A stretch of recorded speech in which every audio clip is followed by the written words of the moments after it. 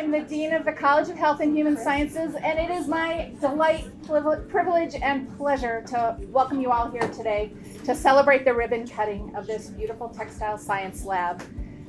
We've got students here, we've got faculty, we've got friends and donors, previous administrators of our college, our university leadership. Welcome President Parsons and Provost Underwood.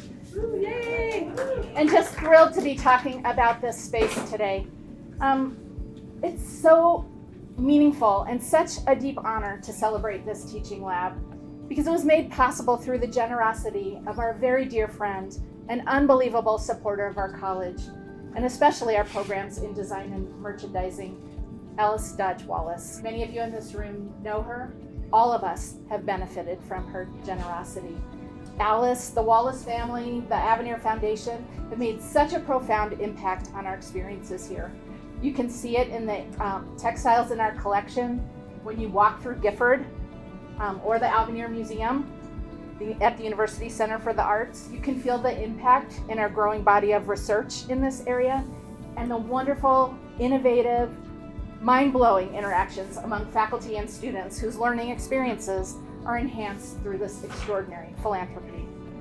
So like me, I imagine you're looking at this space and seeing it as unbelievably transformational. If you're a student, you're looking at this imagining the incredibly cool ways you're going to learn.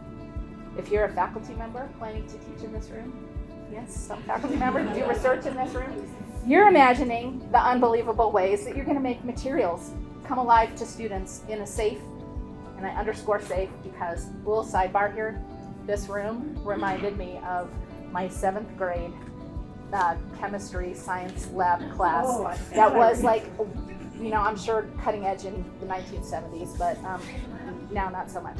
And now it's this incredible space. So you are thinking, if you're a teacher, how are you going to make students have the most transformational experiences with safe, cutting edge, and inspirational space?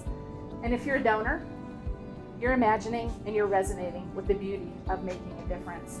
So for each of us, I'm certain that we're seeing sparkles in the air, that the hair on our necks is maybe just a little bit raised, and we see, indeed, we feel magic. So days like this are to be treasured. They're possible because someone believed, someone cared, and someone put those feelings into action through a life-changing gift.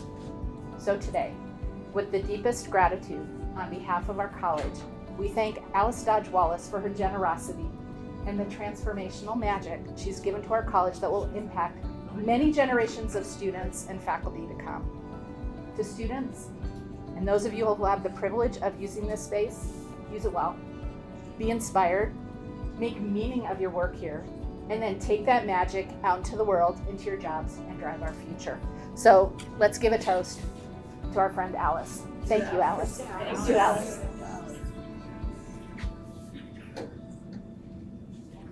And now, I would like to welcome the department head, Karen Hildart. Thank you, Lisa. Hello, everyone. Thank you so much for joining us today. And I'd like to start by reiterating Lisa's words. The Department of Design and Merchandising will be forever grateful for the generosity of Alice Dodge Wallace and the Avenir Foundation. Those of you who are familiar with our field may know that there are a lot of universities like ours, peer institutions, that do not have the resources to update their facilities. And you can see we have a lot of beautiful, expensive equipment around this room. And we were in that place not too long ago, wondering how could we sustain the study of textile science. And we were very fortunate that Alice wanted to recognize this opportunity to help us stay engaged in the area of textile science. So I feel like overnight, because a lot of our peers know this, we have risen in stature.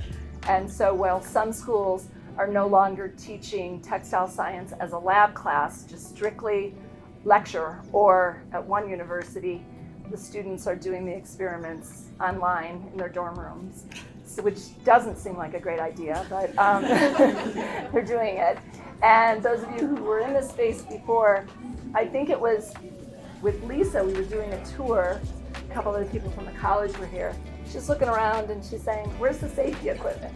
Like, great question. So back in 1974, There were no specific codes that guided the design of the space, so things were not ADA compliant. We did not have safety features, so this is just, in my mind, an incredible gift that will allow our students to have wonderful experiences as we move forward. And I want to thank the team that was directly involved in designing and building the space. So some of you will know, and maybe you've seen pictures in the slideshow, that we started with a group study of interior architecture and design students, and they were guided by Dr. Leah Scolari. And the group included Shelby, Norris, Sarah Boviard, both of whom are here. And we had two others who were with us, and Cassandra and Claire, who couldn't be here today. But ladies, I want to thank you so much for all the time and effort that you put into this. And there must have been days when you thought, this is never going to come to fruition. But you did a spectacular job, and what I love about it is the idea that it was students designing for students. So they started with a research-based approach to design, and there were many iterations of the work, and ultimately came up with a space that integrated safety, sustainability, technology, and opportunity for engaged learning.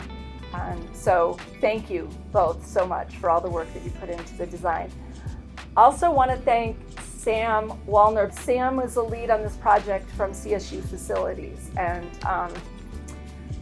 there were a few negotiations along the way, but I think in the end we kind of won out with some of the things we wanted, and he demonstrated great patience with us. As we said, not quite, not quite. So we did get there, so we're very happy. And I also want to thank all of our industry partners who are here today.